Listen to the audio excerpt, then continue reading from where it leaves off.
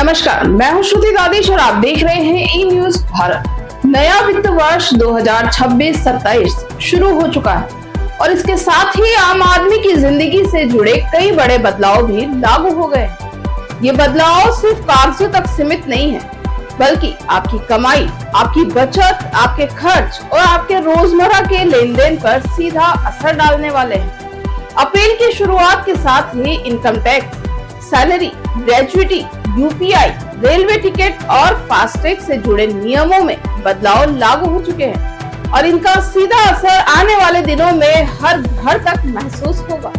सबसे पहले बात इनकम टैक्स की करें तो नए वित्त वर्ष में टैक्स स्ट्रक्चर को लेकर बदलाव किए गए हैं, जिनका उद्देश्य टैक्स सिस्टम को आसान बनाना और ज्यादा लोगों को नई टैक्स व्यवस्था की ओर आकर्षित करना है। इससे कई टैक्स पेयर्स को राहत मिल सकती है, लेकिन कुछ लोगों के लिए ये समझना जरूरी होगा कि कौन सा टैक्स विकल्प उनके लिए ज्यादा फायदेमंद रहेगा। यानी अब सिर्फ कमाई ही नहीं, बल्कि सही टैक्स प्लानिंग भी उतनी ही जरूरी हो गई है।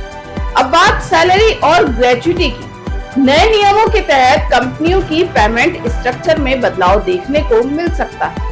इसका सीधा असर कर्मचारियों की टेक होम सैलरी और उनके पीएफ, ग्रेजुइटी जैसे फायदों पर पड़ सकता है।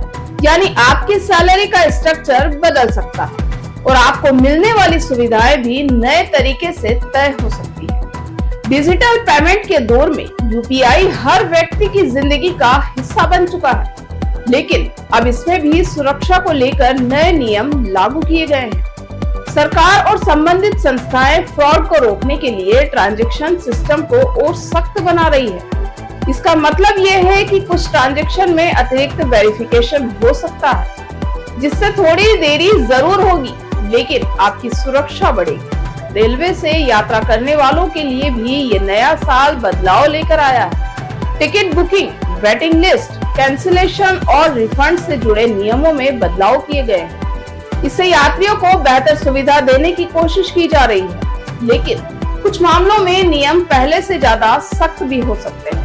यानी अब यात्रा की योजना बनाते समय आपको नए नियमों की जानकारी होना जरूरी है। फास्टैग यूजर्स के लिए भी आज से नए नियम लागू हो गए हैं। अब टोल प्लाजा पर डिजिटल पेमेंट को और सख्ती से लागू किया जाएगा। अगर आपका फास्टैग अपडेट नहीं है या उसमें बैलेंस नहीं है तो आपको डबल चार्ज देना पड़ सकता है। यानी अब लापरवाही सीधी जेब पर भारी पड़ेगी। इसके अलावा बैंकिंग और डिजिटल ट्रांजैक्शन से जुड़े कुछ और छोटे लेकिन अहम बदलाव भी लागू हुए हैं, जो धीरे धीरे आपकी रोजमर्रा की जिंदगी को प्रभावित करेंगे। यानी साफ है, ये नया वित्त वर्ष सिर्फ कैलेंडर बदलने का नाम नहीं, बल्कि आपकी आर्थिक जिंदगी का पूरा समीकरण बदलने वाला है।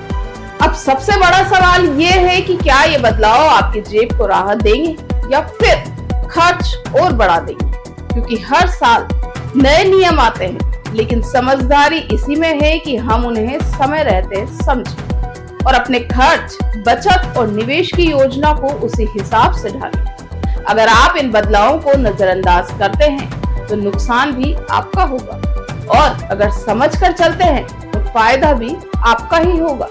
इसलिए जरूरी है कि आप अपडेट रहें, सतर्क रहें और अपनी फाइनेंशियल प्लानिंग को मजबूत बनाएं, क्योंकि बदलते नियमों के इस दौर में जानकारी ही सबसे बड़ी ताकत है।